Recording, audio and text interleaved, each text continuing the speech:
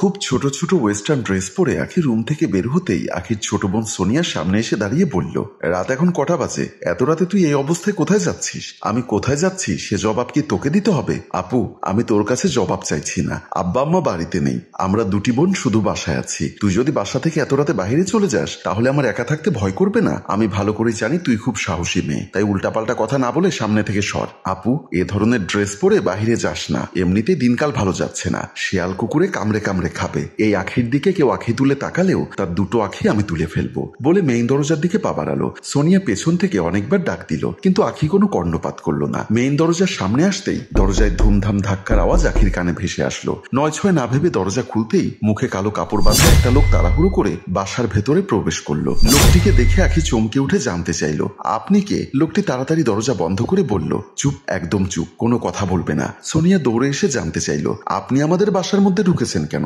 লোকটি বলল, আমি অনেক বড় বিপদে পড়েছি, আপনারা আমাকে একটু বাঁচান। আখি বলল, কিসের বিপদ? আর আমরা আপনাকে চিনি না জানি না, আমার পরিচয় আমি দিচ্ছি। তার আগে প্লিজ কোনো চেঁচামেচি করবেন না, তাহলে কিন্তু আপনাদেরই সর্বনাশ হবে। আমার সাথে বোমা আছে, এই বোমা যদি ব্লাস্ট হয় তাহলে এই বাড়িটাই ধ্বংস হয়ে যাবে। কথাটি শুনে দুজন চমকে উঠে ভয় পেয়ে গেল। একজন আরেকজনকে জড়িয়ে ধরলো, ভয়ে কাঁপতে লাগলো। চুপচাপ যে যা রুমে চলে যান, আমি আপনাদের ওই রুমটায় গিয়ে লুকোচ্ছি। কেউ এসে যদি আমাকে খোঁজ করে আর আপনারা যদি আমার কথা বলে দেন তাহলে কিন্তু আমি বোম ফাটিয়ে দিব, আর একজনও ঘরের বাইরে যাবেন না। বলেই লোকটি দৌড়ে বেডরুমের দিকে চলে গেল।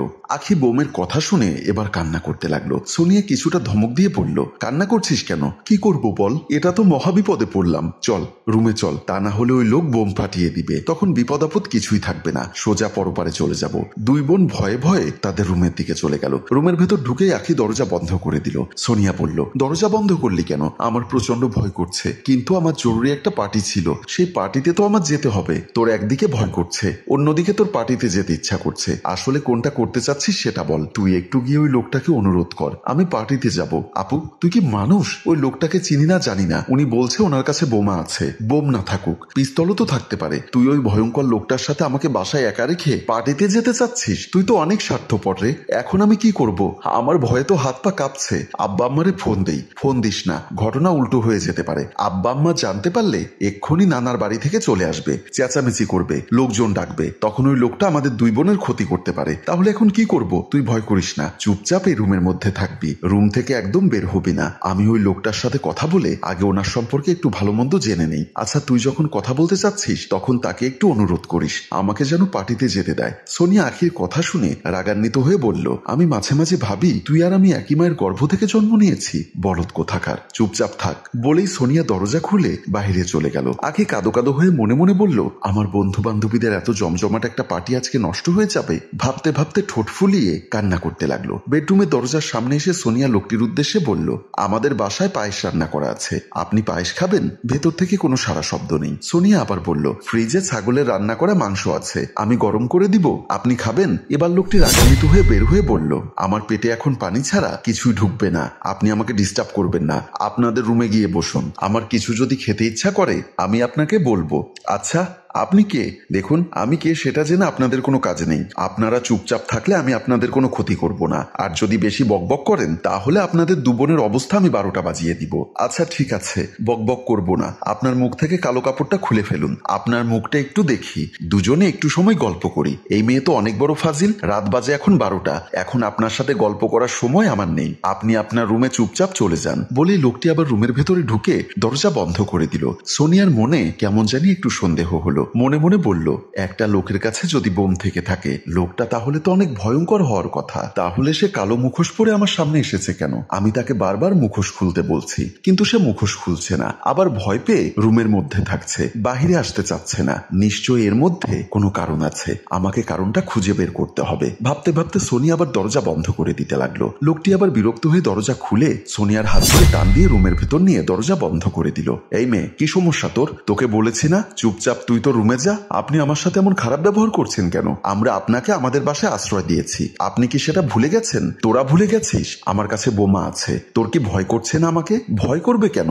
আপনি তো বাঘভাল্লুক না। শুধু জানতে চেয়েছিলাম আপনি কিছু খাবেন কিনা। আমি কিছু খাবো না, তুই তো রুমে যা। বলেই সোনিয়াকে ধাক্কা দিয়ে রুম থেকে বের করে দিয়ে দরজা বন্ধ করে দিল। রুমের বাইরে এসে সোনিয়া ভাবছে এখন কি করবে, আশেপাশের লোকজন কি ডাকবে? কিন্তু এই লোক তো তেমন খারাপ না, আর ওনার কাছে বোমা আছে সেটা আমার বিশ্বাস হয় না। যদি ভয়ঙ্কর মানুষ হতো তাহলে তো আমাদের ক্ষতি করতে পারতো, কিন্তু এখনো তো কোনো ক্ষতি করলো না। ভাবতে ভাবতে বেডরুমের দিকে চলে গেল। এদিকে আখি রুমের ভেতর প্রচন্ড ভয়ে কাঁপাকাঁপি করছে। এমন সময় তার পার্স ব্যাগে থাকা মোবাইলের রিংটোন বেজে উঠল। আখি পার্স ব্যাগ থেকে মোবাইলটা বের করতেই মোবাইলের স্ক্রিনে দেখলো তার বয়ফ্রেন্ড অপু তাকে কল করেছে। তাড়াহুড়ো করে রিসিভ করতেই অপর প্রান্ত থেকে অপু বলল, কি ব্যাপার, তুমি কোথায়? তুমি এখনো আসোনি কেন?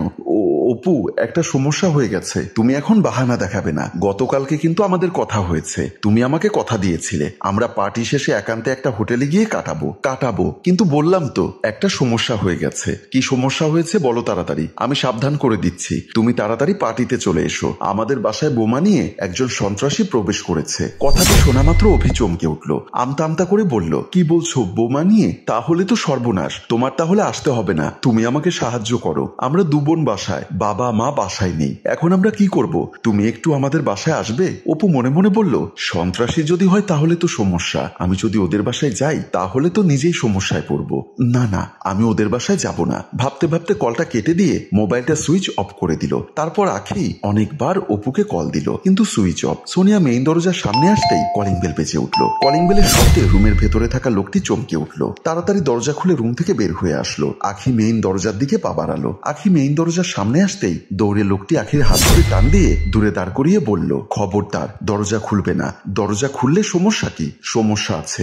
আপনি এভাবে যদি আমাদের ভয় দেখান তাহলে তো আমাদেরও সমস্যা আছে। একদম বেশি কথা বলবে না, যা বলছি তাই করো। তুমি তোমার রুমে যাও, দরজা খুলতে হবে না। আখি মনে মনে কি যেন ভাবলো। তারপর বলল, আমি পুলিশকে ফোন করেছিলাম, দরজার সামনে পুলিশ এসেছে।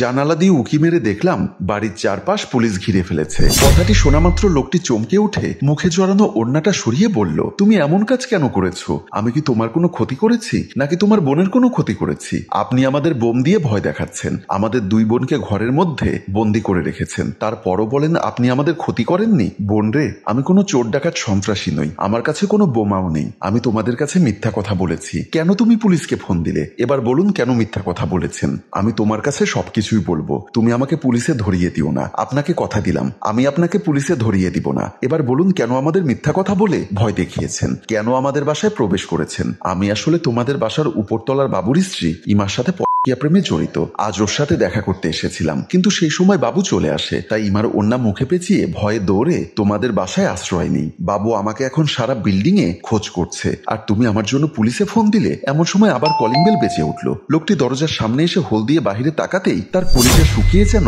কাঠ হয়ে গেল। বাহিরে দাঁড়িয়ে আছে বাবু। সোনিয়া বাহিরে তাকিয়ে বাবুকে দেখে বুঝতে পারলো লোকটি কেন ভয় পেয়েছে। তাই লোকটিকে বলল, আমি লোকমুখে শুনেছিলাম ইমা ভাবি কার সাথে যেন কিয়া করে, তাহলে সেই লোকটি আপনি?